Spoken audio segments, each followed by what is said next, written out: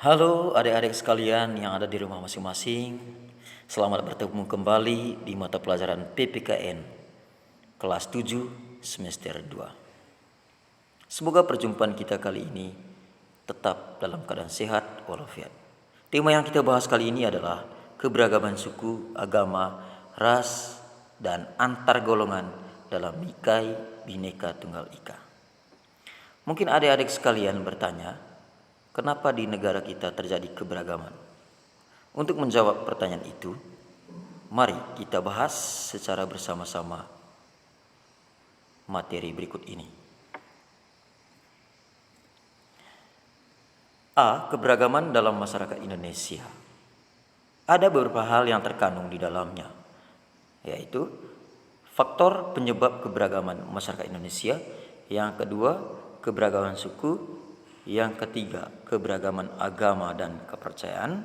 Yang keempat, keberagaman ras. Yang kelima, keberagaman antar golongan. Yang kita bahas kali ini adalah yang bagian pertama, faktor penyebab keberagaman masyarakat Indonesia. Ada beberapa faktor yang menjadi penyebab keberagaman masyarakat Indonesia.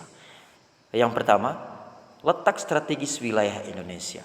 Yang kedua, kondisi negara kepulauan. Yang ketiga, perbedaan kondisi alam. Yang keempat, keadaan transportasi dan komunikasi. Dan yang kelima, penerimaan masyarakat terhadap perubahan.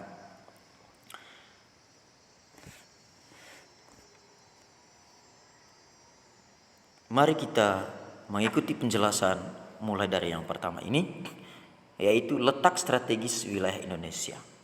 Letak Indonesia yang strategis yaitu Indonesia berada di antara dua samudra, yaitu Samudra Pasifik dan Samudra Hindia, serta dua benua, yaitu benua Asia dan benua Australia.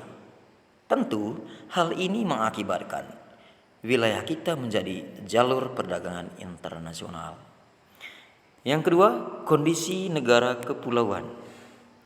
Negara Indonesia terdiri atas beribu-ribu pulau yang secara fisik terpisah-pisah.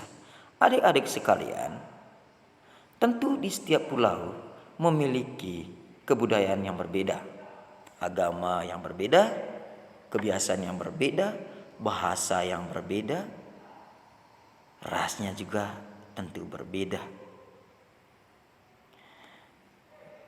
Yang ketiga, perbedaan kondisi alam.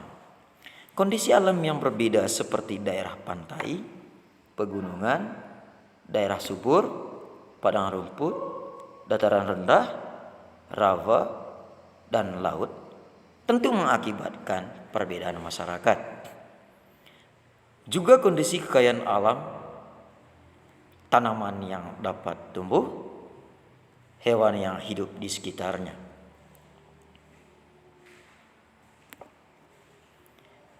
Yang keempat, keadaan transportasi dan komunikasi.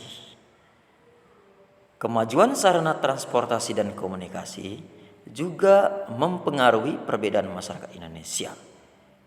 Kemudahan sarana ini membawa masyarakat mudah berhubungan dengan masyarakat lain, meskipun jarak dan kondisi alam yang cukup sulit.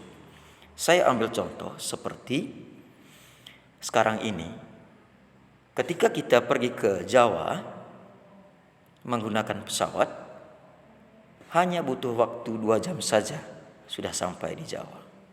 Kalau dibandingkan dengan zaman dulu, itu butuh waktu 1 minggu.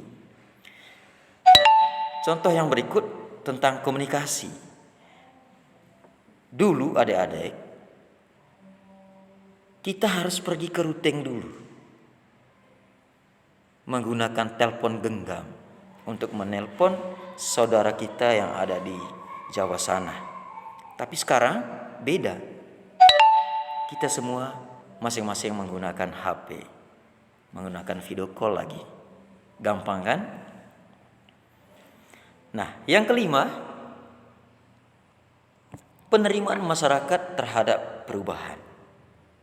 Nah, sikap masyarakat terhadap sesuatu yang baru, baik yang datang dari dalam maupun dari luar masyarakat, akan membawa pengaruh terhadap perbedaan masyarakat Indonesia.